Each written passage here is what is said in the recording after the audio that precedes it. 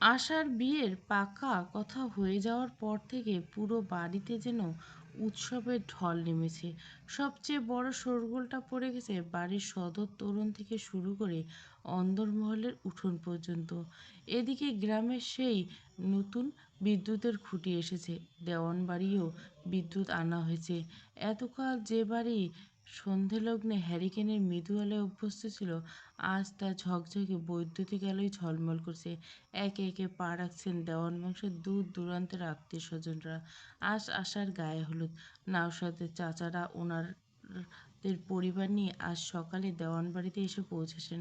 সঙ্গে এসেছেন নওশাদের এক ঝাঁক চাচাতো ভাই বোন। চাচাতো বোনেরা গোলাপ ফুল আর গোলাপের পাপড়ি দিয়ে ডালা সাজাতে ব্যস্ত।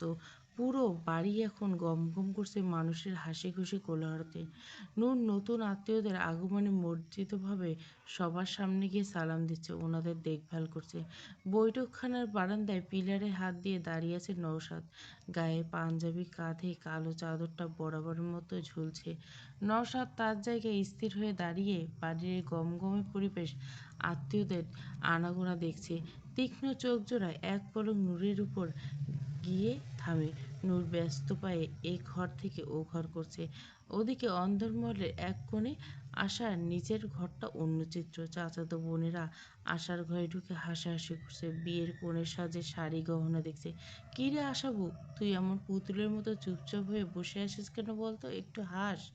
তোর বিয়েতে আমরা কত আনন্দ করব। আশা মুখ স্ল্যান ফ্যাকাশে হাসি ফুটিয়ে তোলা আপ্রাণ চেষ্টা করলো। ভেতর ভেতর ভালোবাসাকে হারিয়ে তীব্র যন্ত্রণায় ছটফট করছে। এই যে বাইরে এত মানুষের কোলাহল, এত আলোর রোশনাই, এত আত্মীয় স্বজনের ভিড়, আশার মনে হচ্ছে কবরের ভেতরে ভেসে বসে আছে। জানলার বাইরে তাকিয়ে মনে মনে শুধু আরিফের রক্তাক্ত মুখটা ভাসছে। মনটা বারবার চিৎকার করে বলছে, তোমরা কেউ আমার ভেতরের এই অন্ধকারটা দেখতে পাচ্ছ না কেন? আমার এই আলো চাই না। আমার শুধু আমার আরিফ সাহেবকে চাই। পুরো বাড়ি গাঁদা ফুল দিয়ে সাজানো হয়েছে। বিয়ের বাড়ির চিরচেনা গমগমাট রূপ এখন জমজমাট। অন্দরমহলে মস্ত বড় উঠোন সামিয়ানা টাঙানো হয়েছে। আত্মীয় স্বজন, পাড়া পড়শি, দেওয়ান বংশের এক ঝাঁক তরুণের কোলাহলে পা ফেলার জায়গা নেই। আজকের এই খুশির দিনে নূরের বাপের বাড়ি থেকে মেহমান এসেছে। হলুদের এই গমগমে আসরের মধ্যমণি হয়ে ডালাপালা মেলে বেড়াচ্ছে নূর। নূরের পরনে আজ বাসন্তী রঙের জামদানি শাড়ি, যার চওড়া পাড়ে লাল রঙের জরির কাজ। নূর মেহমানদের জন্য শরবতের গ্লাস নিয়ে এঘর ওঘর করছে। নূর যখন বাসন্তী রঙের শাড়ি কোমরে গুজে বড্ড হাতে রেশমার সামনে মিষ্টি থালা এগিয়ে দিল, নওশাদ গম্ভীর মুখে ও মুগ্ধ হয়ে তার চড়ুই পাখিকে দিকে তাকিয়ে রইল। ঠোঁটের কোণে এক সূক্ষ্ম প্রশান্তির রেখা ফুটে উঠল। ওনার চাহনি বলে দিছিল, এই গমগমে বিয়েবাড়ির সব আলো একদিকে, আর এই রূপবতী বউয়ের স্নিগ্ধতা একদিকে। নূর এক পলক চোখ তুলে নওশাদ তার দিকে তাকিয়েছে। অমনি লজ্জায় নূরের ফর্সা গাল দুটো লালচে আবার ধারণ করলো। দ্রুত মাথা নিচু করে ওখান থেকে সরে গেল। হলুদের জলচৌকির পর আশাকে এনে বসানো হলো। চারধারের কোলাহল আরো বেড়ে গেল। সায়রা আর তুলি ওকে ঘিরে গান গাইতে শুরু করলো। রেশমা এক জায়গায় বসে সব দেখছে। মা চাচিরা আশার গালে প্রথম হলুদ ছোঁয়ালো। একে একে অন্য সবাই দিল। নিজেদের মধ্যে হলুদ লাগাতে লাগলো। এই সব কিছু আশার কাছে ধারালো তলোয়ারের মতো বুকটা ছেড়ে দিচ্ছে। মনে মনে তীব্র আর্তনাদ করছে, আরিফ সাহেব, আমার জীবনে প্রথম আর শেষ ভালোবাসা তো শুধু আপনি ছিলেন। এই উৎসব যে আমার কলিজা পুড়িয়ে ছাই করে দিচ্ছে। নিচতলা এলাহি কাণ্ড কোলাহল, আর ঠিক বিপরীতে দেওয়ানবাড়ির দোতলায় এখন নীরবতা। এখানে মানুষের আনাগোনা একেবারে নেই বললে চলে। গত কয়েকদিন ধরে নওশাদের উপর দিয়ে চাপ যাচ্ছে। একদিকে বোন আশার এই আকস্মিক বিয়ের সমস্ত আয়োজন, ঢাকা থেকে আসা মেহমানদের তদারকি, গ্রামে নতুন বিদ্যুতায়নের ব্যবস্থা, সব মিলে সারাদিন এক মুহূর্তের জন্য বসার সুযোগ পায়নি নওশাদ। কাজের এই তীব্র চাপে, মানসিক ক্লান্তিতে দুপুরের পর থেকে নওশাদের মাথার ভিতর তীব্র যন্ত্রণায় ছিঁড়ে যাচ্ছিল। রগ দুটো যেন হাতুড়ির মতো পিটাচ্ছে। মানুষের কোলাহল এই মাথা ব্যথা আরো বাড়িয়ে তুলছিল। সহ্য করতে না পারে কাউসারকে মেহমানদের দেখভালের দায়িত্ব দিল নওশাদ। ভারী কদমে দোতলা নিজের ঘরের দিকে এগিয়ে যায়। নওশাদ যখন ক্লান্ত পায়ে সিঁড়ি বেয়ে উপরে উঠছিল ঠিক তখনই ওকে লক্ষ্য করছিল নয়না। নয়নার পরনে হলুদ শাড়ি, নূরের খাতির দিন দিন বাড়ছে আর ও কোণঠাসা হয়ে পড়েছে। নিচে যখন সবাই আসার হলুদ নিয়ে ব্যস্ত তখন দোতলার এই জনমানবের পরিবেশ নয়নার জীবনের শেষ সুযোগ হিসেবে দেখল। বিড়ালের মতো পায়ে পায়ে সিঁড়ি বেয়ে দোতলার দিকে পা বাড়ল। নওশাদ নিজের ঘরে ঢুকে খাটের পাশে রাখা মেহগনি কাঠের চেয়ারটায় বসে 2 হাত দিয়ে নিজের মাথাটা চেপে ধরে চোখ বন্ধ করে বসে আছে। ফর্সা কপালে ক্লান্তির বিন্দু বিন্দু ঘাম ঝরছে। ঠিক তখনই দরজার উপরে থাকা মখমলের পর্দাটা সরিয়ে ঘরে প্রবেশ করল নয়না। ধীর পায়ে এসে নওশাদের ঠিক সামনে দাঁড়ায়। নওশাদের কাঠের চেয়ারে মাথা ধরে বসে থাকা অবস্থায় ঘরের ভেতরে কারো উপস্থিতি টের পেয়ে চোখ দুটো মেলে তাকায়। সামনে নয়নাকে হলুদ শাড়ি পরে দাঁড়িয়ে থাকতে থেকে ক্রোধের রূপ নেয়। তুমি এই ঘরে কেন এসে নয়না? কে অনুমতি দিয়েছে তোমাকে এখানে আসার? নওশাদের এই সিংহসুলভ গর্জন শুনে নয়না এক মুহূর্তের জন্য শিউরে উঠল। এবার আর পিছু হটল না। কেন আসবে না? আপনি মানুষ আর নাই মানুন নওশাদ দেওয়ান। আমি আপনার ঘরে নিকাহ করা আসা বৌদ্ধ বউ, এই দেওয়ান বাড়ির বউ আমি।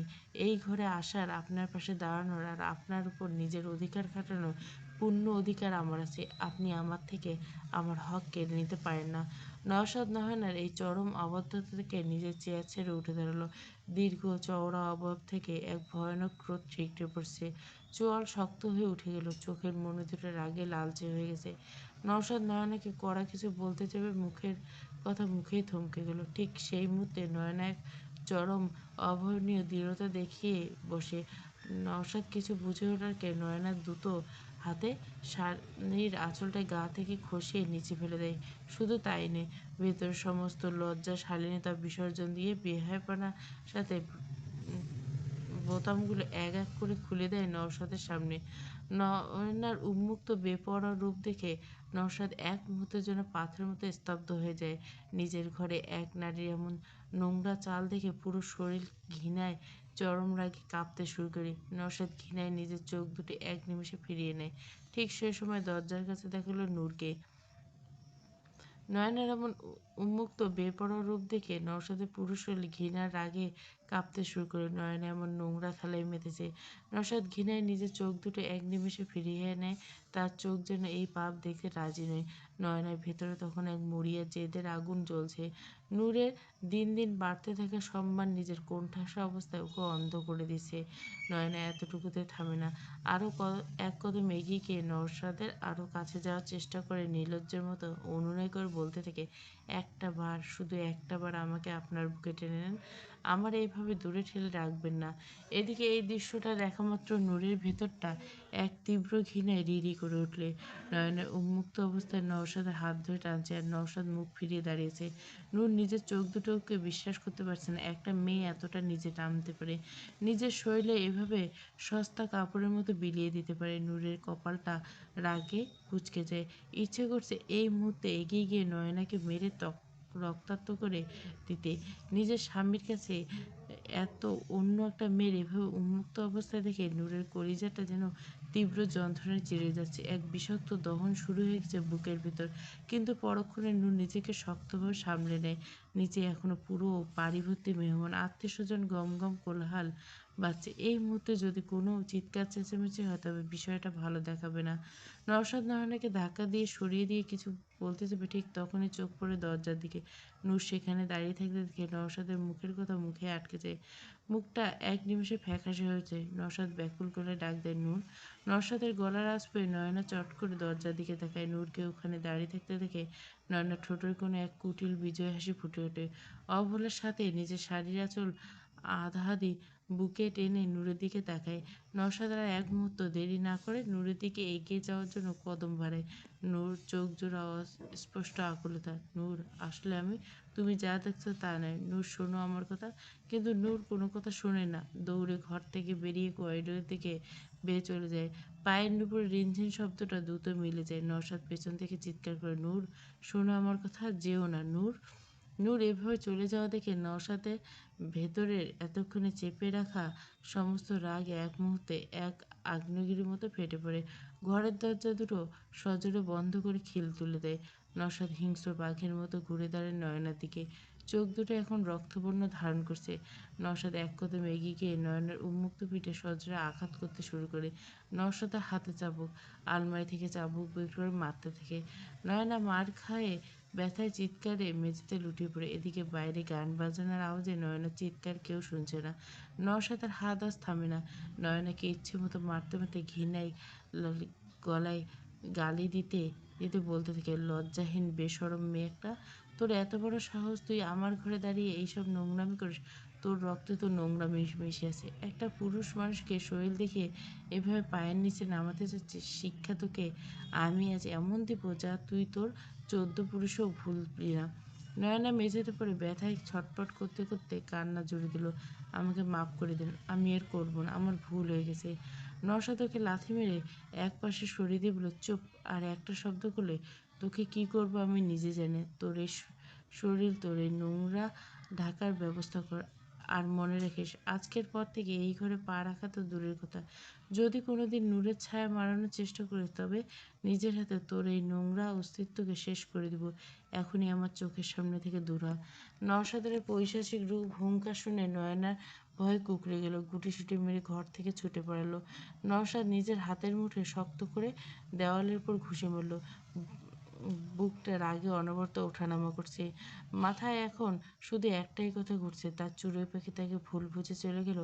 এই ভুল বোঝাবুঝির অবসান কী করবে তা ভেবে পুরো শরীর ক্ষোভে যন্ত্রণায় দহনে হতে যাচ্ছ। দোতলা কামরা থেকে এক ছুটে বেরিয়ে আসার পর নূরের চোখের কোণ দিয়ে এক নোনতা জলের ধারা নামছে। বুকটা যন্ত্রণায় ওলটপালট হয়ে যাচ্ছে। একটা পিলারে ভর দিয়ে দাঁড়িয়ে নূর জোরে জোরে কয়েকটা দীর্ঘশ্বাস নেয়। কিছুটা সময় নিয়ে তার মনটাকে নিজের সাথে লড়াই করে নিজেকে শক্তভাবে সামলে নেয়। নূর খুব ভালো করে জানে আজ আষাঢ় হলুদ, নিচে পুরো বাড়ি ভর্তি মেহমান আত্মীয় স্বজন, এসব এখন জানাজানি হলে বিষয়টা ভালো দেখাবে না। তাছাড়া নওশাদ দেওয়ানের উপর বিশ্বাস কতটা গভীর তা নিজের অন্তর খুব ভালো করে জানে। তাই মনের সবটুকু হাহাকার আর কষ্টকে এক নিমেষে চাপা দিয়ে মুখের উপর মিষ্টি স্নিগ্ধ হাসি ফুটিয়ে নূর আবার ধীর পায়ে নিচে আশার গায়ে হলুদের আসরের দিকে এগিয়ে যায়। নিচে নামতে চারধারে গমগমে কোলাহল নূর কানে এসে আছড়ে পড়ে। কাঠের জলচৌকির উপর কোণে বসে আছে আশা, চোখ দুটো মাটিতে নিবন্ধ। চারপাশে ঘিরে দাঁড়িয়েছে দেওয়ান বংশের এক ঝাঁক মেয়ে বউরা। সবাই মিলে গোলাপের পাপড়ি মেশানো পিতলের কলসি তুলে ধরছে। আশার মাথায় পানি ঢালা হচ্ছে। অমনি চারধারে হাসির রোল পড়ে যায়। বসে থাকার সন্তান সম্ভাবনা রেশমা একগাল হাসছে। ঠিক সে এই জাঁকজমকপূর্ণ মুহূর্তে আসরে এসে যোগ দেয় নূর। নূরের মুখে এখন কোনো বিষাদের ছায়া নেই, বরং আছে উৎফুল্ল। মনির এক কোণ থেকে একটা ছোট মাটির কলসি তুলে নিয়ে নূরের সাথে তাল মিলিয়ে আশার মাথায় পানি ঢালতে ঢালতে থাকে। মনি দুষ্টু করে পানি সায়রা আর তুলির গায়ে ছিটিয়ে দেয়। অমনি তুলি চিৎকার করে নূরকে পানি ছুঁড়ে মারে। পুরো স্থান এক নিমেষে আনন্দযজ্ঞে মেতে ওঠে। নূর, মনি, সায়রা আর তুলি একে অপরের গায়ে সুগন্ধি পানি ছিটিয়ে হাসাহাসি করে হুল্লোড় বাঁধিয়ে দিচ্ছে। রেশমা এক জায়গায় বসে বসে ওদের এই কাণ্ড দেখে হাসতে থাকে। চারধারে যখন এই বাঁধনের আনন্দের ঢেউ বুঝে তখন পানির ধারায় ভিজে যাওয়া আশার চোখ দুটো অন্য এক সত্য লড়াচ্ছিল। মাথার উপর ঝরঝর করে বৃষ্টির পানি গড়িয়ে মুখ, ঠোঁট আর বুক ভিজিয়ে দিচ্ছিল। তখন আশার মনে হচ্ছিল এই পানি ওর ভিতরের বিরহের আগুনকে এক ফোঁটা নেভাতে পারছে না। চারধারার এই আনন্দ উৎসব সবকিছু এক ধারালো তলোয়ারের মতো বিচ্ছে। মাথায় পানি আর চোখের জল একাকার হয়ে গাল বেয়ে নিচে নেমে যাচ্ছে। আশা মনে মনে তীব্র আর্তনাদ করছে। চারধারে সবাই কত খুশি, কত আনন্দ করছে, কিন্তু আমার মনটা যে আপনার জন্য ছটফট করছে। নূর হাসতে হাসতে আশার ভেজা চুলগুলো হাত দিয়ে সরিয়ে দিচ্ছে। নূর খুব ভালো করেই টের পাচ্ছে বাইরের পানি হুল্লোড় থাকলে আশার পুরো শরীর এক তীব্র মন কষ্টে থরথর করে কাঁপছে। নূর মনির হাতটা চেপে ধরে টানতে টানতে আড়ালে নিয়ে যায়। মনি নূরের এমন হুট করে টেনে আনা আর মুখের গম্ভীর ভাব দেখে থতমত খেয়ে যায়। কী হয়েছে বড় ভাবি, আড়ালে ডেকে আনলেন কেন? কোনো সমস্যা হয়েছে নাকি? মনি, আজ ওই দিনে ওই শাকচুন্নিটা এমন কাণ্ড ঘটেছে তা তুমি ভাবতে পারবে না। মনি নূরের চোখে সেই তীক্ষ্ণতা রাগত চাহনি দেখে এক নিমেষে তার মুখের অভাব এক মুহূর্তে বদলে গেল। কে ওই নয়না? নূর শক্ত মুখে মাথা নাড়ে শাহজাহান। ওই ডাইনিটা, ও আবার নতুন কি কুটিল বুদ্ধি খাটালো ভাবি। নূর নিজের ঠোঁট দুটো কামড়ে ধরে দোতলার কামরার হাড়হিম করা দৃশ্যের কথা বলে। নিজের স্বামীর সামনে একটা মেয়ের এমন বেহাইপনা মনে হতে মুখটা রাগে লালচে হয়ে ওঠে। নূর দাঁতে দাঁত চিপে মণিকে বলে, ও আজকে বদমাশি করছে মণি। উনি উপরে গিয়ে ঘরে বিশ্রাম নিতে গেছিল, আর সেই সুযোগে ওই নির্লজ্জ মেয়ে ফাঁকা দোতলার ওখানে ঘরে ঢুকে নিজের কাপড়ের আঁচল খুশিয়ে দিয়ে ওনার অধিকার খাটাতে গেছিল। এত বড় দৃঢ়তা ওকে সহজে হজম করতে দেব না আমি। নূরের মুখে নয়নার এই চরম বেহায়াপনার কথা শুনে মনির আগে উঠে যায়। কি বলো, ওই পেতনিটা এত বড় সাহস ঘরে ঢুকে এমন নোংরা চাল চেলেছে? তুমি শুধু আমাকে হুকুম করো ভাবি, আজ রাতে অন্ধকারে ওই শাকচুন্নিকে যদি আমি ঝাঁটু পিটা করে এই বাড়ি থেকে না তাড়িয়েছি, তবে আমার নাম মনি না। তুমি ওরে কিভাবে শিক্ষা দিতে চাও বলো আমাকে, আমি শুনছি। আজ রাতেই দিব, শোনো তবে। মনি নূরের ফন্দিটা শুনতে শুনতে অনবরত মাথা নাড়ল। ঠোঁটের কোণে এক বিজয়ী কুটিল হাসি ফুটে উঠল। মনি, একদম ঠিক ছক কেটেছ ভাবি।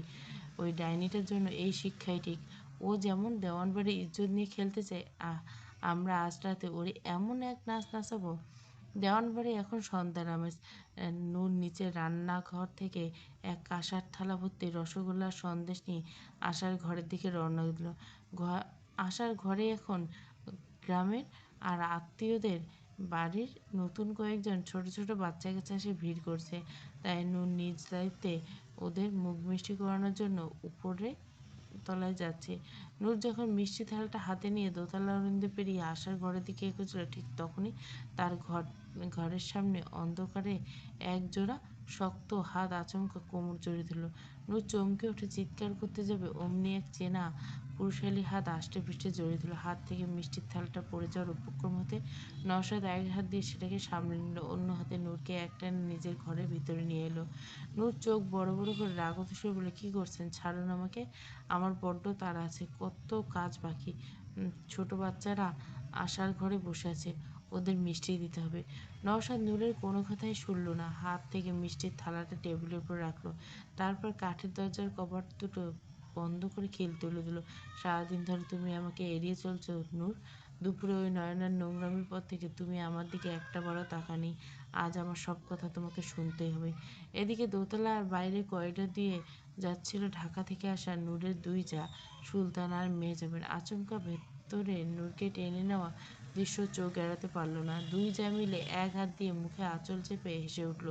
মেহজাবিন সুলতানের গায়ে ধাক্কা দিয়ে বলল, দেখলে বড় ভাইজানের কাণ্ড। নিচে এত মানুষের মেলা আর ওনার তর্স হয়েছে না। আমাদের নতুন ভাবিটার কেমন এক টানে ঘরের ভেতরে গিয়ে দরজা বন্ধ করে দিল। সুলতানের মুচকি এসে মাথা নেড়ে সায় দিয়ে বলল, নতুন বিয়ে হলে এমনই হয় নূর। হাজার কাজের মাঝেও স্বামীর মন শুধু বউয়ের দিকে টান। মজা করতে করতে নিচু হয়ে হাসতে হাসতে নিচে নেমে গেল। নওশাদ নূরের কাছে এসে দুই হাত শক্ত মুঠোয় ভরে আকুল গলে বলতে শুরু করলো, নূর, তখন দুপুরে ঘরের ভেতরে তুমি যা দেখেছ। নওশাদের মুখের কথা শেষ হয়ে গেলে নূর নিজে বলতে শুরু করলো, আমি আপনাকে বড্ড বেশি বিশ্বাস করি। তখন দুপুরে ওই ঘরে যা দেখেছি আমি এক নিমেষে বুঝতে পারছি। আপনি খুব ভালো করে জানেন আপনি ওই মেয়ের কোনো নোংরা চালের শিকার হয়েছিলেন মাত্র। নূরের মুখে নিজের প্রতি এত অবিচল বিশ্বাসের কথা শুনে নওশাদ এক মুহূর্তের জন্য স্তব্ধ হয়ে গেল। অতলান্ত চোখ জোড়ে বিস্ময়ে দানা ভর করে নূর বলতে থাকে, আর তাছাড়া আমি তখন ওই ঘর থেকে ওভাবে দৌড়ে এসেছিলাম কারণ আমি চেয়েছিলাম নয়নের জন্য এইভাবে যে আমাদের মধ্যে একটা ভুল বোঝাবুঝি তৈরি করে ও যে নোংরা উদ্দেশ্য নিয়ে আপনার ঘরে এসেছে ও যেন মনে করে সেই চাল সফল হয়েছে। এই তথাকথিত জয়ে মগ্ন থাকুক, এতে করে পরবর্তী চালটা ধরতে আমাদের সুবিধা হবে।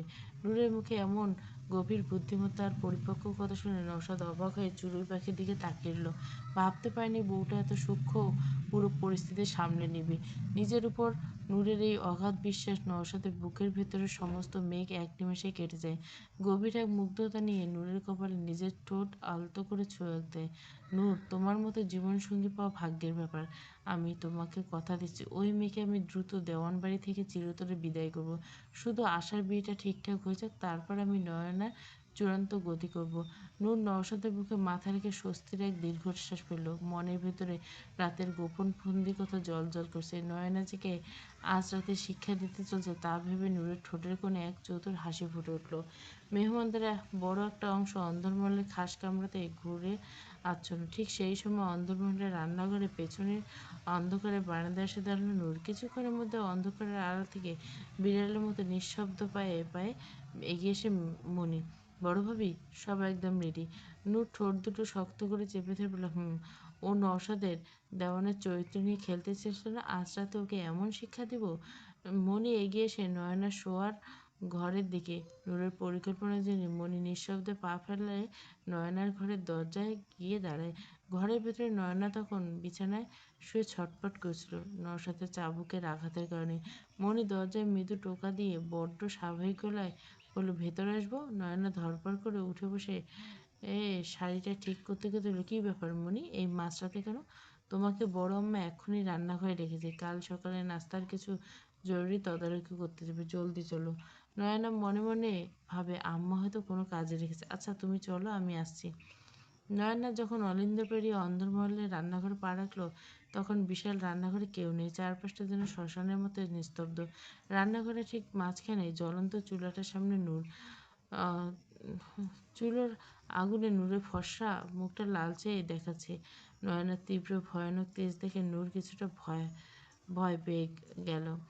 নূরের হাতে বড় লোহার খুন্তি। নয়না কিছু বুঝে ওঠার আগে পেছন থেকে মনি দ্রুত রান্নাঘরের ভেতরে ঢুকে কাঠের দরজাটা কভারটা দুটো সজোরে বন্ধ করে বিশাল লোহার খিলটা আটকে দেয়। খটাস করে দরজা বন্ধ হওয়ার শব্দে নয়না চমকে উঠে পিছনে তাকায়।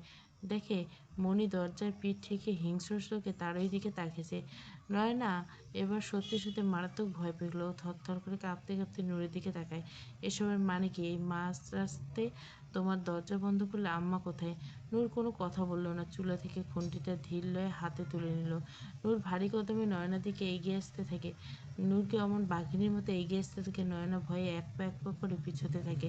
তার পিঠ যখন রান্নাঘরের দেওয়ালের সাথে ঠেকে যায়, পালানোর কোনো পথ নেই।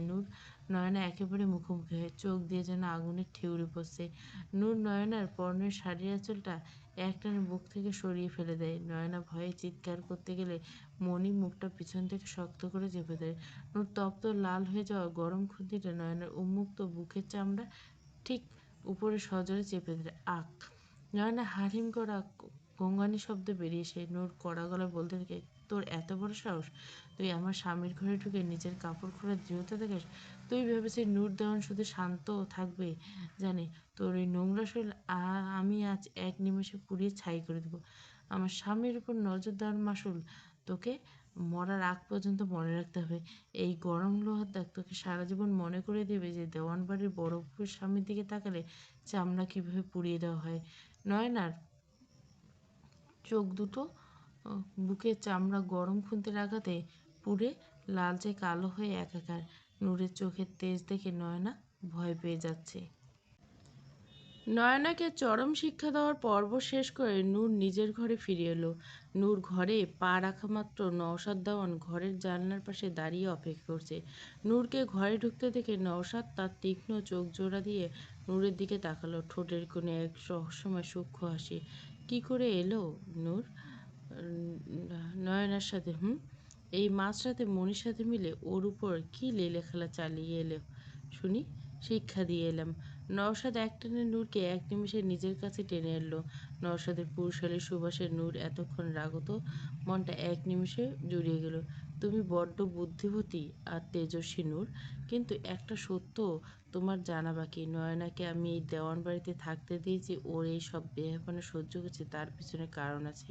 নয়না সাধারণ কোনো মেয়ে নয় নূর, ও হলো আমাদের আদি শত্রু খান বাড়িতে পাঠানো এক বিষাক্ত গুপ্তচর। নূরের চোখ দুটো এই কথা শোনা মাত্র বিস্ময়ে বড় বড় হয়ে গেল। নওশাদ তার হাতটা নিচের মুঠোয় আরো শক্ত করে চেপে ধরে বলতে লাগলো, নূর, ও এক গুপ্তচর। ওকে এই বাড়িতে ইচ্ছে করে আমি স্বাধীনভাবে থাকতে দিই, কারণ ওকে দিয়ে আমার কাজ হাসিল হচ্ছে। নয়না এই বাড়িতে থেকে যতবার নতুন নতুন জায়গা থেকে আমাদের গোপন খবর নিয়ে যায়, ততগুলো ওর পিছু নিয়ে আমি আর কাউসার ওদের সকল আস্তানা আর গোপন ডেরাগুলোর খোঁজ জানতে পারি। এছাড়া নয়না আমাদের দলিল চুরির উদ্দেশ্য নিয়ে এই মহলে পা রেখেছে। আমি যদি নয়নাকে এই বাড়ি থেকে তাড়িয়ে দেয়, তবে ওরা অন্য কাউকে নতুন গুপ্তচর হিসেবে পাঠাতো। তখন যদি আমরা তাকে চিনতে না পারতাম, তবে আমাদের বংশের ক্ষতি হয়ে যেত। নয়নাকে চিনেও না চেনার ভান করে রাখতেই আমাদের সুবিধা হচ্ছে। ওর গতিবিধি লক্ষ্য করে ওদের আস্তানা খোঁজা সহজ হয়ে গেছে। নওশাদের মুখে এই ভয়ানক চালের কথা শুনে নূর এক মুহূর্তের জন্য স্তব্ধ হয়ে নওশাদের এই তীক্ষ্ণ বুদ্ধির দিকে তাকিয়ে রইল। নওশাদ নূরের থুতনিটা নিজের আঙুলের দিয়ে আলতো করে উঁচিয়ে ধরে ওর চোখের অতলে ডুবিয়ে দিয়ে আছে। লেপ্টে থাকা নূরের চুলের এই সুবাসই বেলি ফুলের সুবাস। নূর মুগ্ধ চাহনিতে নওশাদের দিকে তাকিয়ে বলল, আপনি আসলে একটা মস্ত বড় জাদুকর নওশাদ সাহেব। আপনার এই চড়ুই পাখি প্রতি মুহূর্তে নতুন করে আপনার প্রেমে পড়ে। নূরের মুখে এই মিষ্টি স্বীকারোক্তি শোনামাত্র নওশাদের বুকে বাঁধনহারা হাসির রেখা ফুটে উঠল। নওশাদ নূরের কোমর শক্ত করে জড়িয়ে ধরে ওকে সামনে উঁচিয়ে নিল। তুমি আমার এই অন্ধকার জীবনে আসলে আলো, আমার মেহনুর। নূর লজ্জায় নওশাদের চওড়া বুকে নিজের মুখটা লুকিয়ে ফেলল। দুই হাত দিয়ে নওশাদ পিঠটা শক্ত করে জড়িয়ে ধরে হৃৎস্পন্দন দ্রুত ধকধকানি শুনতে লাগলো। নওশাদের ঠোঁট দুটো নূরের কানের লতিতে ছোঁয়া। নওশাদ গরম নিঃশ্বাস নূরের ঘাড় আছড়ে পড়ে নূর এক মুহূর্ত শিউরে উঠল। নওশাদ তার চাতুর্যের সাথে নূরের চুলে গোজা বেলি ফুলের বাঁশি মালাটা হাত দিয়ে খুলে নিজের হাতে মুঠোয় পুরে নিল। তারপর নূরের খোলা রেশমি চুলগুলোর মাঝে নিজের আঙুলগুলো বিলি কেটে দিতে দিতে ঠোঁটে এক দীর্ঘ তৃষ্ণার্ত ছোঁয়া এঁকে দিল নূরের আলতারাঙ্গা ঠোঁটে। আশার ঘরে চাচাতো বোনেরা যে যার মতো মেঝেতে আর খাটে অঘরে ঘুমাচ্ছে। শুধু এক কোণে পাথরের মতো বসে আছে আশা। চোখের নিচে কালচে দাগ, ঠোঁট দুটো শুকিয়ে কাঠ হয়ে গেছে। আশা বাইরে বের হতে ওকে টেনে আড়ালে নিয়ে যায় এক চাদর মুড়ি দেওয়ার লোক। চাদর মুড়িটা এমনভাবে দেওয়া যাতে হুট করে তার মুখটা চেনা যায় না। আশা প্রথমে ভেবেছিল হয়তো অন্দরমহলে কোনো কাজের লোক। কাছে আসতে সেই মানুষটা নিজের মাথার উপর থেকে চাদর মুড়িটা এক ঝটকায় সরিয়ে দেয়। এ আর কেউ না, আরিফ। আশা নিজের চোখ দুটোকে বিশ্বাস করতে পারল না। ওর মনে হলো ও কোনো স্বপ্ন দেখছে। আরিফ সাহেব, আপনি এভাবে কিভাবে? আরিফ আর এক মুহূর্ত অপেক্ষা করল না। ব্যাকুল হয়ে কাঁপতে থাকা দুই হাত দিয়ে বাড়িয়ে আশাকে একটানে নিজের বুকের সাথে আষ্টে পৃষ্ঠে জড়িয়ে দিল। আশা এক নিমিষে এক অবুঝ বাচ্চার মতো ভেঙে পড়ল। দুই হাত দিয়ে আরিফের পিঠের চাদরটা খামচে ধরে বুকে মুখ লুকিয়ে বুক ফাটিয়ে কাঁদতে শুরু করলো। আপনি এই দেওয়ান বাড়িতে কীভাবে এলেন? আপনি জানেন না আমার বড় ভাই চারাধারে কেমন বাঘের মতো পাহারা বসেছে? ওনারা জানতে পারলে আপনাকে জ্যান্ত কবর দিয়ে দেবে গো। কেন এলেন আপনি নিজের জীবনটা বিপন্ন করতে? আমার এই কলিজাটা যে ছিঁড়ে ছাই হয়ে যাচ্ছে। আশা, আমার এই বুকে যতক্ষণ শেষ নিঃশ্বাসটুকু আছে, ততক্ষণ কেউ আমাকে তোমার থেকে দূরে রাখতে পারবে না। আমি মরে গেলেও তোমাকে অন্য কারোর সাথে বিয়ে হতে দেব না। এই দেওয়ানবাড়ির প্রতিটি দেওয়াল, প্রতিটি লোক যদি আমার বিরুদ্ধে দাঁড়ায়, তাও আমি তোমাকে খাঁচা থেকে মুক্ত করে নিয়ে যাব। আমি আপনার কোনো ক্ষতি সইতে পারবো না। আরিবাসের কপালে ঠোঁটের এক গভীর দীর্ঘ ভালোবাসার ছোঁয়াকে দিয়ে নিজের বুকের সাথে আরো শক্ত করে জড়িয়ে ধরল। বাইরে তখন ভোরের আজান সুর ভেসে আসছে। আশা, কান্না থামাও। তোমাকে বের হয়ে নিয়ে যাওয়ার একটা শেষ উপায় আমি পেয়েছি আশা। আমরা পালিয়ে যাব। পালিয়ে যাব। শব্দটা তো শোনা মাত্র আশার বুকটা ছ্যাদ করে উঠল। কি বলছেন এসব আরিফ সাহেব? সহজ নয়, কিন্তু আমাদের করতে হবে। সবাই যখন ব্যস্ত থাকবে, তুমি সেই ঠিক সুযোগ বুঝে যে কোনো পেছনের সদর তোরণ দিয়ে পালিয়ে নদীর ঘাটে চলে এসো। আমি সেখানে একটা নৌকো নিয়ে ছদ্মবেশে তৈরি থাকবো। নদীর ওপারে আমাদের এক নতুন জীবন অপেক্ষা করছে আশা। আরিফ আশার হাত দুটো নিজের বুকের উপর চেপে ধরে আশার চোখের দিকে তাকালো। চোখ জোড়ায় এক প্রেমিকের শেষ আকুলতা আর মিনতি লেপ্টে আছে। আসবে তো আশা, নাকি আমাদের এই ভালোবাসাকে আজ চিরতরে বলি দিয়ে দেবে? বলো, আসবে তো? বাইরে তখন ভোরের পাখিগুলো ডাকতে শুরু করছে, আর মেহমানদের ঘরের দরজা খোলার আওয়াজ হালকা পাওয়া যাচ্ছে। আরিবার এক মুহূর্ত দেরি না করে আশার কপালে শেষ ছোঁয়াটা দিয়ে আবার সেই চাদর মুড়ি দিয়ে চলে গেল। রাতের প্রহর বেরিয়ে সূর্য যখন মাথার উপর উঠতে শুরু করলো দেওয়ান বাড়ি, তখন আসল ব্যস্ততার ঢল নামলো। সদর তরুণ থেকে শুরু করে কাচারি ঘর আর অন্দরমহলে প্রতিটি কোণ এখন মানুষের গমগম কোলাহলে মুখরিত। পাড়াপড়শি আনাগোনা পুরো বাড়িতে তিল ধারণের জায়গা নেই। নওশাদ নিজে দাঁড়িয়ে থেকে তদারকি করছে। বাবা চাচাদের চিনতে নেই। নওশাদের পরনে সাদা পাঞ্জাবি, কাঁধে বরাবরের মতো ঝুলানো চাদর।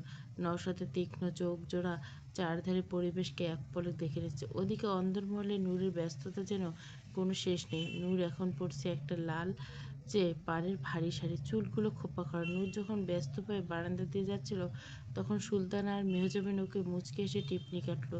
কিন্তু নূরের মাথায় তখন শুধু আশার চিন্তা। নূর এক ফাঁকে আশার ঘরের দিকে পা বাড়ালো। আশার ঘরে বোনেরা মিলে আশাকে বেনারসি শাড়ি আর ভারী গহনা পরিয়ে আশার সামনে বসিয়ে দিয়েছে। আশার মুখটা নূরের উম, নূর আশার চুলে হাত রাখতে আশা চমকে উঠে নূরের দিকে চাইলো। আশার চোখের কোণে জমে জল। নূর আশার ভেতরে ছটপটানি খুব ভালো করে বুঝতে পারলো। ঠিক তখনই মেজো চাচি ঘরে ঢুকে চিৎকার করলো, ও নূর, নিচে বরপক্ষ এসেছে, বর এসেছে, বর এসেছে। সদর তরুণ দিকে দেওয়ান বংশী এক ঝাঁক তরুণীর এই সমন্বয় চিৎকার পুরো দেওয়ানবাড়ি যেন আনন্দে ভরে উঠল। পাত্র আসলাম দেওয়ানবাড়ির সদর গেটে এসে পা রাখলেন। আসলাম পরনে জমকালো জরির সুতোর কাজ করা শেরওয়ানি, মাথায় পাগড়ি। আসলামের সাথে আসে এক ঝাঁক বন্ধু বান্ধব, আত্মীয় স্বজন। দেওয়ানবাড়ির তরুণের সাথে দলের সাথে হুল্লোড় করতে করতে ভেতরের উঠোনের দিকে এগিয়ে আসতে লাগলো। গেট আটকানো নিয়ে দুই পক্ষের মধ্যে রীতিমতো হাসি খুশি আর হইচই বেঁধে গেল। নূর অন্দরমহলের বারান্দায় রেলিং ধরে নিচে বরের এই আগমন দেখল। নূরের সাথে সায়রা, তুলি আর মুনিরা এসেছে। নূর নিচে নেমে এসে সবার সাথে তাল মিলিয়ে বরপক্ষের আপ্যায়ন। নূরের এই স্নিগ্ধ রূপ ব্যবহার দেখে প্রশংসায় পঞ্চমুখ হয়ে উঠল চারপাশ। বরের বরণ শেষ হতে আসলামকে নিয়ে আসা হলো বরের জায়গায়। বরপক্ষের জন্য এলাহি খাবারের থালা সাজিয়ে নিয়ে আসা হলো। কোরমা, গলদা চিংড়ি, মালাইকারি, সুগন্ধি কাচ্চি, পোলাও, মাংস, জাফরান, ফিরনি। সুবাসের চারপাশ মৌ মৌ করছে। রান্নাঘর থেকে মস্ত বড় কাঁসার থালায় আস্ত একটা খাসির রান, রোস্ট, ইলিশ মাছ সাজিয়ে নিয়ে আসলামের টেবিলের দিকে এগিয়ে গেল। নূর নিপুণ হাতে খাবারগুলো আসলামের সামনে সাজিয়ে রাখতে মণি এক হাত কোমরে রেখে বলল, ও দুলাভাই, আগে শালক শালিকাদের পকেট গরম করেন, তারপরে এই খাসির রানে হাত দিবেন, কি বলো তোমরা? মনির কথা বলা মাত্র চারপাশে দাঁড়িয়ে থাকে এক ঝাঁক চঞ্চল তরুণ তরুণী দল একযোগে সায় দিল। মেহজাবিন ছোট ভাই রফি বলল, একদম ঠিক বলছো। তরুণী দল আচমকা আক্রমণে আসলাম সাথে আসা ওনার বন্ধু বান্ধব শোরগোল জড়িয়ে ধরল। আরে বাহ, শালিয়া শালুকের জোর তো দেখছি মস্ত বড়। আসলাম, দিয়ে দে না ভাই, দেওয়ানবাড়ির মেয়েদের সাথে কথায় অন্তত তুই পারবি না। আসলাম শেরওয়ানির পকেট থেকে একতরা কর করে 500 টাকার 4টি নোট বের করে দিল। মণি ঝটপটে নোটের তোড়াটা কেড়ে নিয়ে তরুণ দলের দিকে তাকিয়ে এক টিপে বিজয়ে হাসলো। চারিধারে তখন হাসির রোল হইচই বেঁধে গেছে। নূর একপাশে দাঁড়িয়ে মণি আর তরুণদের এই আনন্দ দেখে আর মুখে এক ফোঁটা হাসি ফুটে উঠল। খুনসুটির পর্ব শেষ হতে ঘড়ির কাঁটা দুপুরে প্রধান শহর ছুঁয়ে গেল। ঠিক তখনই কাজী সাহেব এলেন, পরনে সাদা জাব্বা। অনুমতি দিলে এবার অন্দরমহলে গিয়ে নিকাহ পর্বর মূল পর্বটা শুরু করি। নওশাদ এতক্ষণ সব দেখছিল। কাজী সাহেবকে দেখা মাত্র নওশাদের চোখ জোড়া অন্দরমহলের দরজার দিকে দাঁড়িয়ে থাকা নূরের দিকে তাকালো। নওশাদ নূরকে ইশারা করলো। নূর নওশাদের চোখের ইশারা এক নিমেষে বুঝতে পারল। নূর বিনীত স্বরে বলল, কাজী সাহেব, আপনি আমার সাথে উপরে চলুন, আসার ঘরে সব ব্যবস্থা করা আছে। নূর কাজী সাহেবকে সাথে নিয়ে দোতলা অন্দর পেরিয়ে আশার ঘরে এসে পা রাখলো। খাটের উপর বেনারসি শাড়ি গায়ে জড়িয়ে মাথা নিচু করে বসে আছে আশা। উপরে বড় ওড়নার ঘোমটা টানা। আশার ঠিক দুই পাশে বসেছে সুলতানা আর মেহজাবিন, কানে কানে সান্ত্বনা দিচ্ছে। খাটের ঠিক এক কোণে একটা কাঠের আরামদায়ক চেয়ারে বসে আছে রাবেয়া বেগম। রাবেয়ার চোখে অশ্রুধারা। তার ঘরের জানলার ধারে শান্ত হয়ে নিজের ভারী শাড়িটা নিয়ে বসে আছে রেশমা। নূর কাজী সাহেবকে এনে কোণের ঠিক মুখোমুখি একটা কাঠের চেয়ারে বসিয়ে দিল। কাজী সাহেব চশমাটা নাকের ডগায় নামিয়ে লাল খাতাটা টেবিলের উপর মেলে ধরল। তারপর বলতে শুরু করলো, মা আশা দেওয়ান, ঢাকা নিবাসী আজাদ হোসেনের পুত্র আসলাম হোসেনের সাথে তোমার দেওয়ান পরিবারের পক্ষ থেকে 5 লক্ষ টাকা দেনমোহর ধার্য করে এই শুভ নিকাহ প্রস্তাব আনা হয়েছে। তুমি কি এই দেনমোহরে আসলাম হোসেনকে তোমার স্বামী হিসেবে কবুল করতে রাজি আছো? কাজী সাহেব কবুল শব্দে গমগমে আওয়াজটা পড়াতে পুরো ঘরটা নীরবতা নেমে এলো।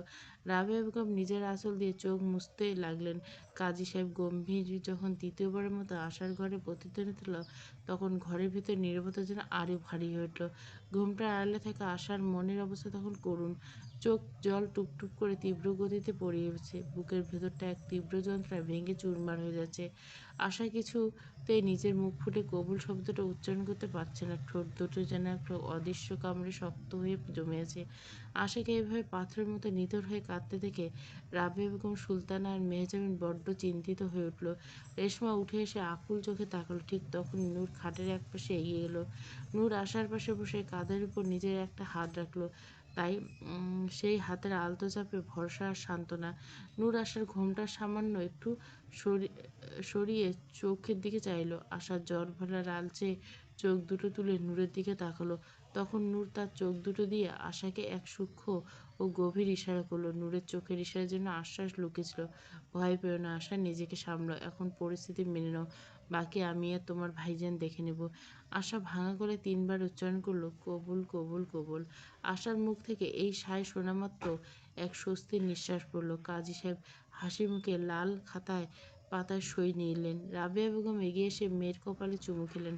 অন্দরমহলের কাজ শেষ করে কাজী সাহেবকে আনা হলো বরের কাছে। কাজী সাহেব চেয়ারে বসে আসলামের মুখোমুখি হলেন। এরপর বিয়ে পড়ানো শুরু হলেন। আসলামের শেষ কবুল বলা পুরো উঠোন গর্জে মেহমানদের সমন্বয়ে উঠল, আলহামদুলিল্লাহ আলহামদুলিল্লাহ। চারধারে মেহমানদের মাঝে খুশির হুল্লোড় পড়ে গেল। মনিয়া রাফি মিলে মিষ্টি বিলি করতে লাগলেন। আসলামের বন্ধুরা আসলামকে জড়িয়ে ধরে চাপড়ে অভিনন্দন জানাতে পুরো দেওয়ানবাড়ি এই মিষ্টিমুখর উৎসবে মিষ্টিমুখর আলহামদুলিল্লাহ ধ্বনিতে মুখরিত। আনন্দঘন পরিবেশ মুহূর্তের মধ্যে এক ভারী বিষণ্ণতায় ঢেকে গেল। কারণ এই দেওয়ানবাড়ির রাজকন্যা আসার বিদায় লগ্ন সমাবেত। সে উঠোনে আসা ছোট থেকে প্রজাপতির মতো ডানা মেলে উড়িয়ে বেড়েছে। আর সেই চিরচেনা উঠোন চেনা মানুষ ছেড়ে চলে যেতে হচ্ছে। রাবেয়া বেগম আশার হাত দুটো ধরলেন। মেয়েকে আজ অন্যের হাতে তুলে দিতে একটা মায়ের কলিজা যেন ছিঁড়ে যাচ্ছে। আশা রাবেয়া বেগমকে জড়িয়ে ধরে কেঁদে উঠে, সেজো আম্মাজান। এরপর আফসানা বেগমের কাছে যান। তার অবস্থায় করুন। একমাত্র কন্যাকে বিদায় দিতে কষ্ট হচ্ছে, অজ্ঞানপ্রায় অবস্থা। নওশাদ আশার সামনে এসে দাঁড়াতে আশা বড় ভাইজান করে জড়িয়ে ধরে কেঁদে ওঠেন। নওশাদ আশার মাথায় হাত রেখে বলেন, দেওয়ানবাড়ির মেয়েরা কখনো ভেঙে পড়ে না আশা। আজ থেকে তুমি অন্য একটা বাড়ির সম্মান, নিজের মর্যাদা আর এই বংশের শিক্ষা সবসময় ধরে রাখবে। কোনোদিন কোনো কষ্ট হলে মনে রাখবে তোমার এই বড় ভাইজান এখনো বেঁচে আছে। পাশে দাঁড়িয়ে থাকা কাউসার আশাকে জড়িয়ে ধরল। একে একে বাবা, চাচা কাছ থেকে, অন্য ভাইদের কাছ থেকে, বোনদের কাছ থেকে বিদায় নেয়। এরপর নূরকে জড়িয়ে ধরে কাঁদে মনি ও ওদের পুরো বাড়ির লোক কান্নায় ভেঙে পড়ছে। এরপর আশাকে গাড়িতে উঠানো হয়। গমগমে উৎসবে উঠোনটা এক নিমেষের জন্য স্তব্ধ হয়ে শূন্যে পড়ে আছে। এক সময় গাড়িটা দেওয়ানবাড়ি পার হয়ে মূল পাকা রাস্তায় উঠে গতি বাড়িয়ে দিল। দেওয়ানবাড়ির সীমানা চোখের আড়াল হতে আশা পিছনে নিজের মাথাটা এলিয়ে দিল। চোখ বন্ধ হতে গাল বেয়ে নোনতা জলের ধারা বেনারসির শাড়ির উপর টুপটুপ করে আছড়ে পড়ল। ফ্ল্যাশ। আশা এক ছুটে চলে গেছিল নদীর ঘাটে। সেখানে নৌকা নিয়ে অধীর আগ্রহে অপেক্ষা করছে আরিফ। আশাকে আসতে দেখে আরিফের চোখে মুখে এক মস্ত বড় বিজয়ের আলো ফুটে উঠছে। 2 হাত বাড়িয়ে আশাকে নৌকায় তুলে নিতে চাইল। এসেছো আশা, আমি জানতাম তুমি আমার ভালোবাসাকে কখনো মরতে দেবে না। চলো, সব বাধা ভেঙে পালিয়ে যায়। কিন্তু আশার নৌকায় পা রাখলো না। ঘাটের এক কোণে দাঁড়িয়ে পাথরের মতো নিথর হয়ে রইল। চোখ দুটো দিয়ে তখন অঝোর জল ঝরছিল।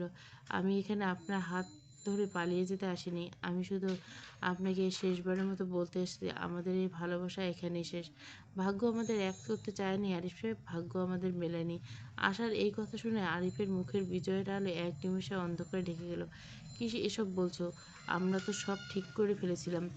আশা নিজের বুকটা 2 হাত দিয়ে চেপে ধরে যেন ভেতরের কলিজাটা এক নিমেষে ফেটে চৌচির হয়ে যাচ্ছিল। কাঁদতে কাঁদতে চিৎকার করে বলল, আমি পারবো না আরিফ সাহেব। আমার বড় ভাই বংশের ইজ্জত মান সম্মান ধুলোয় মিশে যেতে পারবো না। যে পরিবার আমাকে এত আদর ভালোবাসা দিয়ে বড় করছে, আজ নিজের স্বার্থের জন্য পরিবারের সম্মান আমি ধুলোয় মিশিয়ে পালিয়ে যেতে পারবো না। তার চেয়ে আমাদের এই পবিত্র প্রেম এভাবে সুন্দর আর আজীবন বেঁচে থাক। বাস্তবে ফিরতেই আশা গাড়ির সিটে বসে জোরে জোরে কেঁদে উঠল। বুক ফেটে যাচ্ছে আরিফের জন্য। নওশাদের বড় ফুপু, যিনি বয়সের ভারে এখন নুয়ে পড়ছেন, ওনার মেয়ের বাড়ি থেকে এক লোক হন্তদন্ত হয়ে ছুটে এসেছেন। ফুপুম্মা, মেয়ের ঘরের ছোট্ট নাতিটা নাকি হঠাৎ বড্ড অসুস্থ হয়ে পড়ছে। খবরটা শোনা মতো বৃদ্ধ ফুপুম্মা অস্থির হয়ে পড়লেন। ওনার এখন মেয়ের বাড়ি যেতে হবে, কিন্তু এই বয়সে একা পথ চলার শক্তি ওনার নেই। বারান্দায় দাঁড়িয়ে নূর ফুপু আম্মার এই ছটফটানি দেখে মায়ায় পড়ে গেল। নূর বলল, ফুপু আম্মা তো একা চলতে পারেন না, আমি ওনাকে ধরে ধরে ওনার মেয়ের বাড়ি পর্যন্ত পৌঁছে দিয়ে আসি। আমাদের ওই পেছনের নদীর ঘাট পার হলে উপরে গেলেই তো ওনাদের বাড়ি, বেশি দূরের পথ তো নয়। নওশাদ চারপাশে গমগমে পরিবেশের দিকে একবার তাকালো। বিয়ে বাড়িতে তখন দূর দূরান্ত থেকে আসা আত্মীয় স্বজন রয়ে গেছে, তাদের তদারকির দায়িত্ব এখনো বাকি। কাউসার আর আসাদ মেহমানদের সামলাতে ব্যস্ত। জোয়ারের সময়, চলো আমি সাথে যাচ্ছি, তোমরা সাথে যাবে।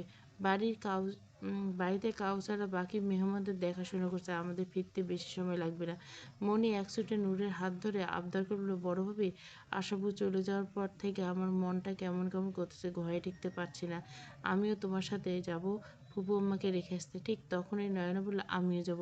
নূর ভাবলো নয়না কি ওদিকে কোনো কারোর সাথে দেখা করতে যেতে আপড়ে, তাই ভেবে নূর বলে নওশাদকে, ঠিক আছে ও যাবে। তারপর ফুপুম্মাকে ধরে নূর সবাই মিলে রওনা দিল নদীর ঘাটে। নদীর বুক চিরে মাতাল করে ঠান্ডা বাতাস বইতে শুরু করছে। নদী তখন জোয়ারের টানে ফুসছে, আর সেই উত্তাল ঢেউয়ে তাল মিলিয়ে নৌকাটা মৃদু দুলছিল। নৌকার ভিতরে কাঠের পাতাতনের ছোঁয়ায় নিচে বসানো বৃদ্ধ ফুপুম্মাকে মণি পাশে বসে আছে। নদীর এই উন্মুক্ত বাঁধন হাওয়া দেখে নূরের মনটা এক অদ্ভুত শান্তিতে ভরে উঠল। নূর ধীর পায়ে ছইয়ের বাইরে এসে গিয়ে দাঁড়ালো।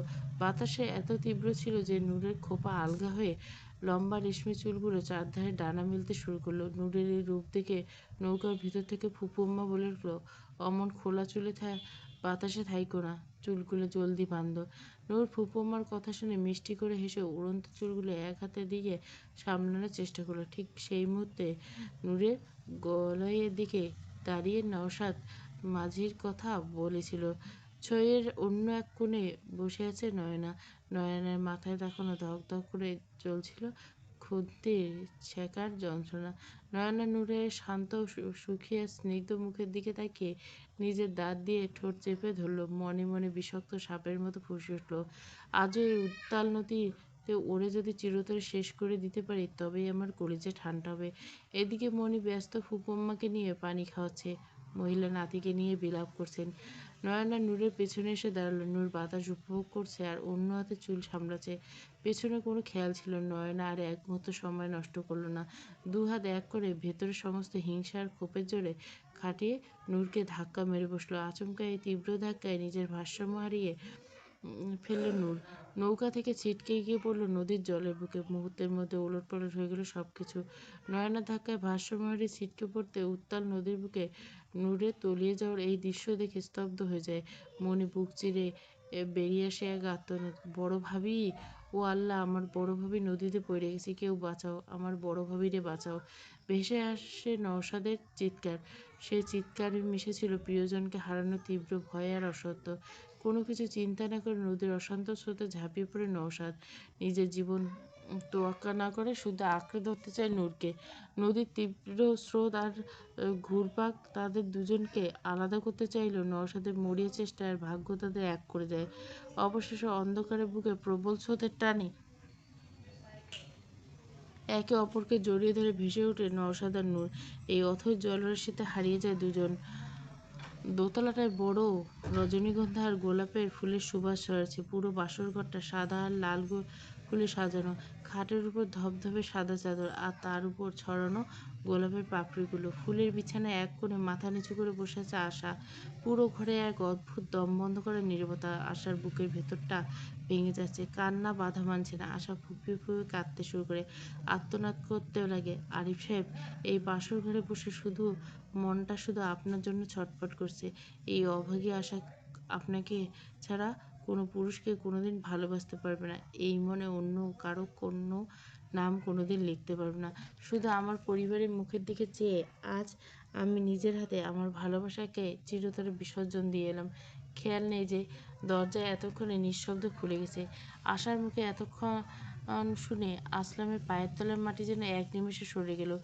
আসলাম দ্রুত কদমে এগিয়ে এসে এক ঝটকে আশার দুই হাত খামচে ধরল। আসলামের চোখ দুটো রক্তবর্ণ হয়েছে।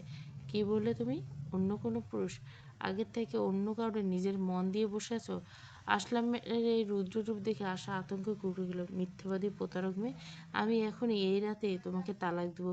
কোন সাহসে আমার জীবন নিয়ে খেলে? কেন তুমি বিয়ের আগে এই কথা আমাকে বললে না? হ্যাঁ, তালাক আর জানাজানি হওয়ার কথা শোনা মাত্র আশা যেন বজ্রপাত হয় আসলামের পা দুটো আষ্টে পৃষ্ঠে জড়িয়ে ধরল। মিনতি করে বলতে লাগলো, আপনার দোহাই লেগে, আপনার দুটো পায়ে পড়ে, আপনি এমন করবেন না, দোহাই লেগে আমাকে তালাক দিবেন না। আশা অজরে কাঁদতে কাঁদতে বলতে থাকে, আমি আপনার দাসী হয়ে এই ঘরের কোণে পড়ে থাকবো, আপনি যা বলবেন তাই শুনবো, আমাকে তালাক দিবেন না। কিছুক্ষণ এভাবে কেটে গেল। আসলাম দীর্ঘশ্বাস ফেলে দুই হাত দিয়ে নিজের মাথাটা চেপে ধরলেন। আসলামের পা দুটো আশার মুঠোয় এক ঝটকায় ছড়িয়ে নিল। ছাড়ো আমার পা, এই মেঝে থেকে উঠো আশা। আশা চোখ তুলে তাকাতে নিচু হয়ে আশার দুই হাতের কনুই ধরে মেঝে থেকে টেনে তুলে। আসলামের এক মুহূর্ত দাঁড়ালো না, নিজের দম যেন বন্ধ হয়ে আসছিল। আসলাম গায়ের শেরনি হাতাটা টানতে টানতে দ্রুত কদমে হেঁটে বাইরে যায়। ধড়াম করে দরজাটা বন্ধ হওয়ার শব্দে আশার পুরো শরীরটা কেঁপে ওঠে। আশা খাটের কোণে বসে শূন্য চোখে জানলার বাইরে নিকষ কালো অন্ধকারের দিকে তাকিয়েছিল। একদিকে মুহূর্তের মধ্যে উলটপালট হচ্ছে সব কিছু। নয়নার ধাক্কায় ভারসাম্য হারিয়ে নূর ছিটকে পড়ে উত্তাল নদীর বুকে। নূরের তলিয়ে যাওয়ার দৃশ্য দেখে স্তব্ধ হয়ে যায়। মণি তার বুক চিরে বেরিয়ে আসে এক আত্মচিৎকার, বড় ভাবি, ও আল্লাহ, আমার বড় ভাবিরে নদীতে পড়ে গেছে, কেউ বাঁচাও আমার বড় ভাবিরে। ভেসে আসে নওশাদের চিৎকার। সেই চিৎকারে ছিল প্রিয়জনের হারানো তীব্র অসত্য।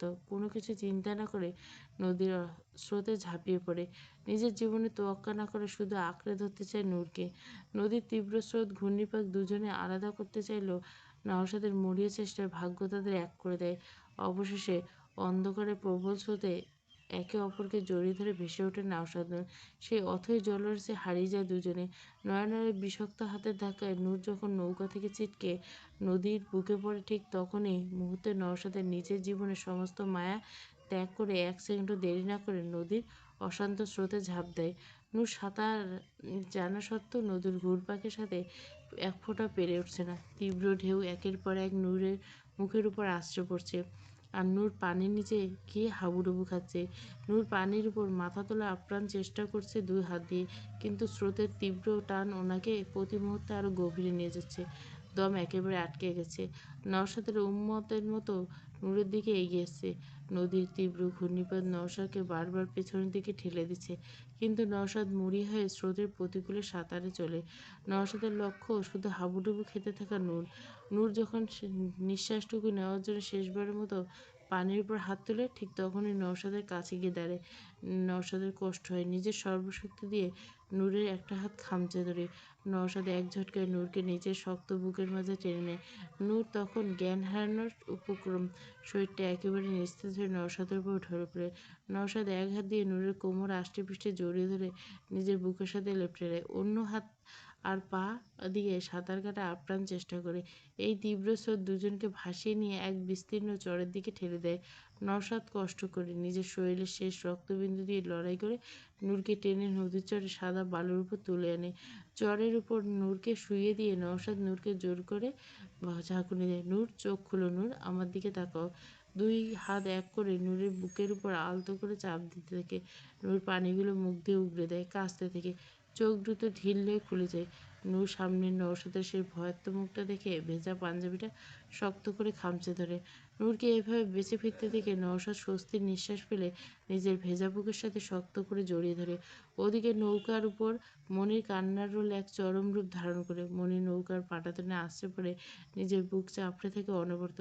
মনির ছটপটানি পাগলপাড়া অবস্থা দেখে মাঝিও বড্ড ভয় পেয়ে যায়। মনি চরের দিকে তাকে হঠাৎ দেখতে পায় দুটো অবয়ব বালুর উপর পড়ে আছে। মনি এক নিমেষে চিনে ফেলে ভাইজান আর ভাবিকে। মনির অন্তরে অতিশয্যা আবার চিৎকার করে, বাঁচি, ওই দেখো চরে নৌকা ঘোড়া আমার ভাইজান আর ভাবিরে বাঁচায় তুলছে। নৌকাটা চরের দিকে ধাবিত হয় তখন মনির চোখ যেন স্বস্তির, তেমনি ওনার বুকের ভেতর নয়নার প্রতি তীব্র ক্ষোভ ধিক ধিক করে জ্বলতে থাকে। নৌকা চরের কিনারে এসে ঠেকাতে মনি আর এক মুহূর্ত অপেক্ষা করে না। কাদা পানি মারিয়ে এক ছুটে চরের বালুর উপর নেমে পড়ে। এক ছুটে গিয়ে নূরের পাশে হাঁটু গেড়ে বসে। ও আল্লাহ, তোমার লাখ লাখ শুকরিয়া। নূর তখনও নওশাদের বুকের সাথে লেপ্টে জোরে জোরে নিঃশ্বাস নিচ্ছে। মনিরের আকুলতা দেখে নূর এক হাত বাড়িয়ে মনির পিঠে রাখে। কেঁদো না মনি, আমি ঠিক আছি, তোমার ভাইজান আমারে মরতে দেয়নি। এদিকে এই দৃশ্য দেখে নয়নার ভেতরে কলিজাটা পুরো ছারখার হয়ে যাচ্ছে। নয়নার নৌকা কাঠের খুঁটিটা ওনার নখ দিয়ে বড্ড হিংস্রভাবে খামচে ধরে ভেতরে ফুঁসতে থাকে। মনের ভেতরে তীব্র রাগের আগুন দাউ দাউ করে জ্বলছে। নয়না ক্ষোভটুকু মুখে মিথ্যে ভয়ের মুখোশ নিয়ে আড়াল করার চেষ্টা করে ধীর পায়ে নৌকোর চর থেকে বালিতে নামে। নূরের দিকে এগিয়ে এসে নাটক করে বলে, ও আল্লাহ, তুমি বেঁচে আছো? আমার তো হাত পা ভয়ে ঠান্ডা হয়ে গেছিল। নয়নার ন্যাকামো শেষ হওয়ার আগে মনি উঠে গিয়ে নয়নার মুখোমুখি দাঁড়ায়। নয়না দু হাত শক্ত করে খামচাতে চিৎকার করে, মুখ বন্ধ কর ওরে বিষাক্ত কাল নাগিনী, তোর এই ন্যাকামো আর মিথ্যে কথা আজ অনিমেষে শেষ। বাতাসে জোর ছিল না রে, তোর ভেতরে হিংসার জোর বেশি ছিল। আমি নিজের চোখে দেখছি তুই কেমনে দুই হাত এক কইরা আমার ভাবিরে জ্বলন্ত নৌকা থেকে ধাক্কা দিয়ে ফেলছিস। নয়না চতুরতার সাথে নওশাদের দিকে তাকিয়ে কাঁদতে কাঁদতে বলল, আপনি মনির কথা বিশ্বাস করবেন না। মনি আমার হিংসে করে, তাই বানায় বানায় এই অপবাদ দিচ্ছে। মনির মুখ থেকে এই কথা শোনা মাত্র নওশাদের নয়নার গলাটা জোরেই টিপে ধরে। নয়না একদম নিমেষে আটকে যায়। চোখ দুটো কোটর থেকে বেরিয়ে আসার উপক্রম, মুখ নীলচে হয়ে যায়। তোর এত বড় সাহস, তুই আমার নূরকে নদীর থেকে চিরতরে শেষ করে দিতে চেয়েছিলি? নয়না চুল ধরে টেনে হেঁচড়ে নিয়ে যাওয়া হয় দেওয়ানবাড়ির বড় উঠোনের মাঝখানে। পুরো বাড়ির লোক সেখানে জড়ো। নওশাদ আজ উন্মাদের মতো নয়নাকে ইচ্ছে মতো মারতে থাকে। ভেতরে সবটুকু জমে থাকা ক্ষোভ আজ আগ্নেয়গিরির মতো ফেটে পড়ে। নওশাদ মারতে মারতে পুরো উঠোনের সামনে নয়নারা গোপন ইতিহাস একে একে ফাঁস করতে থাকে। তোমরা ভেবেছো এই মেয়ে বড্ড সে? না, এ হলো নয়না, খানবাড়ি পাঠানো এক বিষাক্ত গুপ্তচর। ও দেওয়ানবাড়ির প্রতিটি খবর খানবাড়ির কাছে পাচার করার জন্য এই বাড়িতে ঢুকেছিল। শুধু সঠিক সময়ের অপেক্ষায় ওরে আমি বাড়িতে থাকতে চেয়েছিলাম। নওশাদের এই কথা শোনা মাত্র উঠোনে দাঁড়িয়ে সবার চোখ চড়ক গাছ। নওশাদ নয়নার দিকে চাবুক উঁচিয়ে ঘৃণা ভরা গলায় আবার বলতে থাকে, সবাই শোনো, এই কুজাত মেয়েটা কীভাবে আমার মিথ্যে কলঙ্ক দিয়ে বিয়ে করছিল, মরে যাওয়ার বড় নাটক করেছিল, আজ আমার নূরকে নদীতে ফেলে দিচ্ছে, মেরে ফেলার পরিকল্পনা করেছে। নরসাতার মুখে এই নয়নার এক একটা ভয়ঙ্কর চাল, মিথ্যে মৃত্যুর নাটক আর আজ নূরকে মেরে ফেলার চেষ্টার কথা শুনে নিজের মনে বাড়ির সবার মনে এক নিমেষে চরম রাগে আর ঘৃণায় রিরি করতে হতো। আফসানা বেগম নিজের কপালে হাত দিয়ে বলে, আল্লাহ রে, আমরা এই ডাইনিটিকে এতদিন ঘরে আশ্রয় রাখছিলাম।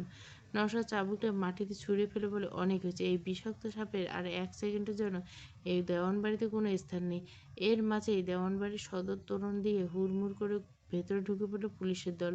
কাউসার নিয়ে এসছে। কাউসার নয়নার দিকে তাকিয়ে পুলিশকে বলে, অফিসার, এই সেই মেয়ে যে খানবাড়ি গুপ্তচর করছে আর আজ আমাদের ভাবি মেহেনুরকে খুন করার উদ্দেশ্যে চলন্ত নৌকা থেকে নদীতে ধাক্কা ফেলেছে। ওর বিরুদ্ধে খুন করার চেষ্টার স্পষ্ট অভিযোগ আছে। পুলিশের লোক এগিয়ে এসে নয়নার দু হাত লোহার হাতকড়া পরিয়ে দেয়। নয়না যখন বুঝতে পারে সব চাল, সে ভেতরে পাগলামি আর হিংসার রূপ নেয়।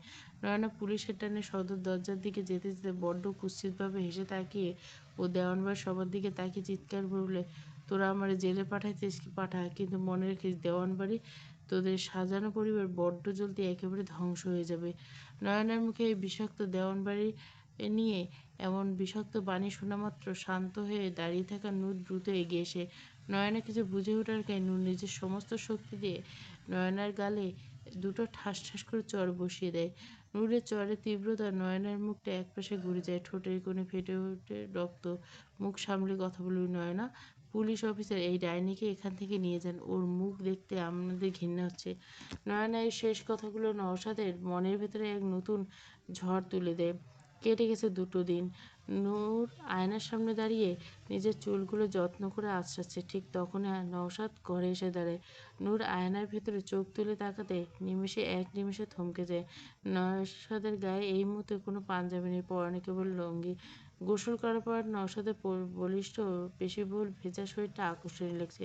চওড়া বুক আর পিঠ বেয়ে পানির কণাগুলো টুপ টুপ করে গড়িয়ে পড়ছে। নূরের বুকের ভেতরটা কাঁপুনি ধরেছে। নূর আয়নার ভিতর দিয়ে গোপনে পলকহীন চোখে নওশাদের আকর্ষণীয় ভেজা অভাবে দিকে তাকিয়ে থাকে। নূরকে অমন আয়নার দিকে চোরের মতো তাকাতেই থেকে নওশাদের ঠোঁটের কোণে হাসি ফুটে ওঠে। নওশাদ নূরের ঠিক পিছনে এসে দাঁড়ায়। তার শরীরের উষ্ণতা এক নিমেষে নূরের চারপাশটা অবশ হয়ে যায়। নওশাদ নিজের বড় 2 হাত বাড়িয়ে টেবিলের উপর থেকে চিরুনিটা নূরের কেড়ে নেয়। নূর নিচু হয়ে ঘর থেকে কোনোভাবে পালিয়ে যেতে উদ্যত হয়। নওশাদ এক ঝটকে নূরের কোমরটা নিজের এক হাতে বেড়াজালে শক্ত করে জড়িয়ে ধরে ভেজা উন্মুক্ত বুকের সাথে লেপ্টে নেয়। আপনার শরীরটা ভেজা, আমার শাড়িতে ভিজে আছে। নওশাদ নূরের কানের লতিতে কাছে নিজের ঠোঁট ঠেকে বলে, ভিজুক। এরপর নূরের নীল রঙের শাড়ি পরে খাবার টেবিলের পাশে এসে দাঁড়ায় আশা, মাথায় ঘোমটা টানা। শ্বশুর আজাদ হোসেন আর শাশুড়ি ইতিমধ্যে খাবার টেবিলে বসেছেন। একটু পরে সাদা গম্ভীর মুখে এসে নিজের চেয়ারে বসলেন আসলাম। আশা ধোয়া ওঠা সাদা বাসমতি পোলাও শ্বশুরের প্লেটে বেড়ে দিতেন। আজাদ হোসেন পুত্রবধূর পরিপাটি রূপ দেখে তৃপ্তির সাথে হেসে উঠলেন, মাশাআল্লাহ। আলিয়া বেগম ও ছেলের বউয়ের প্রশংসায় মাথা নেন। শ্বশুর শাশুড়ির প্লেটে খাবার দেওয়া শেষ করে আশা ধীর পায়ে এগিয়ে গিয়ে আসলামের চেয়ারের পাশে। আসলাম তখন নিজের ডান হাতটা টেবিলের উপর রেখে বড্ড নিষ্প্রিয় মুখে অন্যদিকে তাকিয়েছেন। আশা বাটি থেকে দেশি মুরগির ঝোল প্লেটের দিকে বাড়ায়। ঠিক সেই মুহূর্তে আসলাম বাটিটা নিজের দিকে টানার জন্য হাত বাড়ায়, আর তাতেই ঘটে আসলামের শক্ত পুরুষালী হাতের আঙুলের সরাসরি গিয়ে ছোঁয়া লাগে আশার হাতের উপর। আচমকা এই উষ্ণ হাতের ছোঁয়া লাগা মাত্র আশার শরীরের ভেতরে এক বড় বিদ্যুৎ ক্ষয়ে গেল। ওনার হাতের চামচটা প্লেটের কিনারায় লেগে মৃদু টুং করে শব্দ হলো। আশা চমকে উঠে নিজের চোখ দুটো মিলে সরাসরি আসলামের চোখের দিকে তাকায়। আসলামের ছোঁয়া এক নিমিষে স্তব্ধ হয়ে যায়। পলকহীন চোখে তাকিয়ে থেকে আশার ভয়ার্ত অপয়ের দিকে। চার চোখের মিলনে যেন নিমেষে থমকে যায়। নিজের হাতটা আসলামের হাতের মুঠো থেকে সরিয়ে নিয়ে আঁচলটা শক্ত করে চেপে ধরে আসা। এরপর আশা খাবার বাড়ে।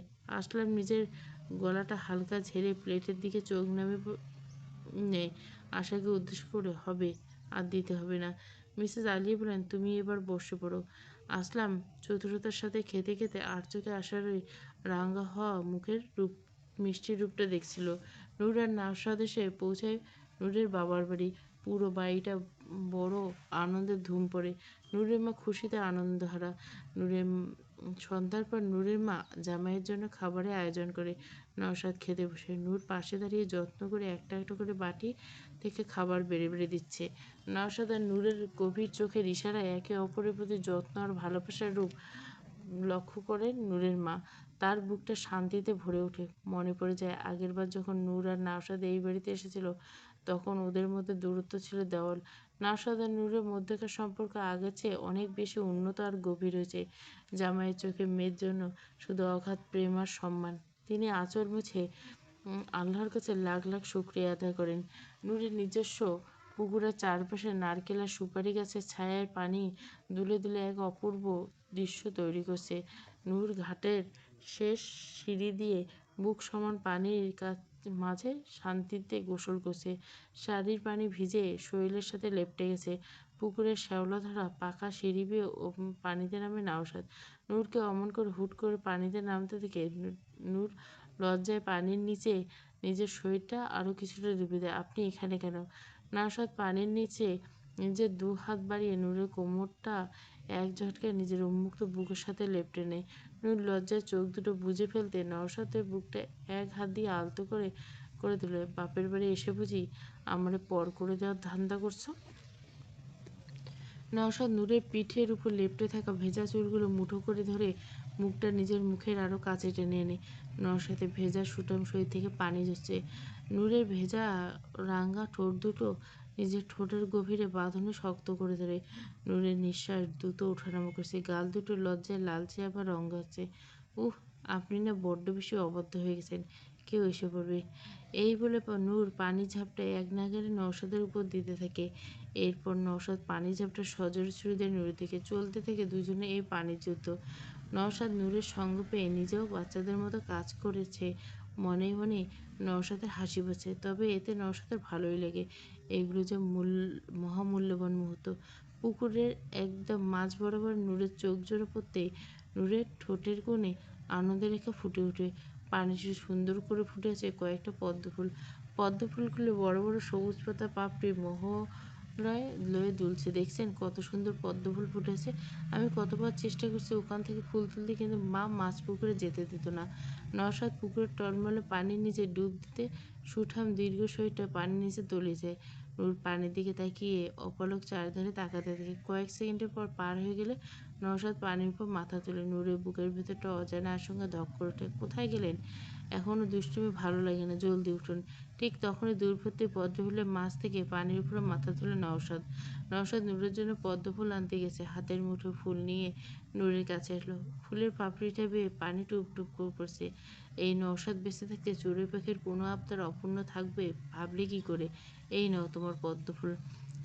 নূর নওশাদের হাত থেকে ফুলটা নিজের হাতে মুঠো নেয়। মনের ভেতরে ভালোবাসার জোয়ার রেখেছে।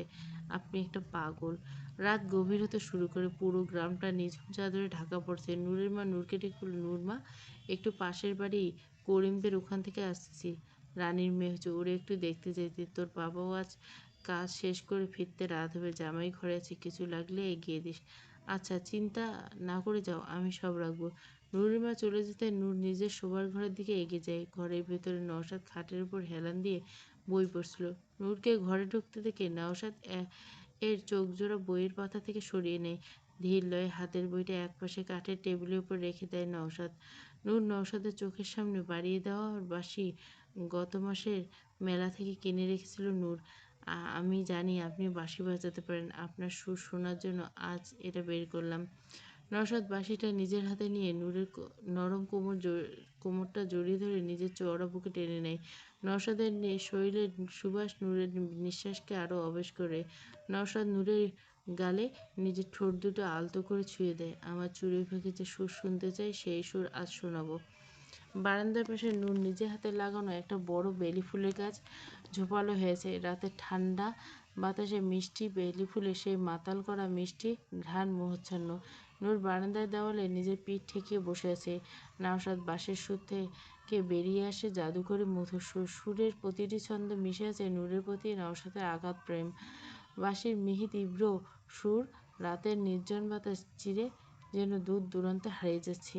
নূর চোখ বুঝে দেওয়ালের সাথে মাথা নাড়িয়ে বিভোর হয়ে নওশাদের বাজানো সুর শুনতে থাকে। বুকের ভিতর ভালোবাসার প্রলয় বয়ে যাচ্ছে।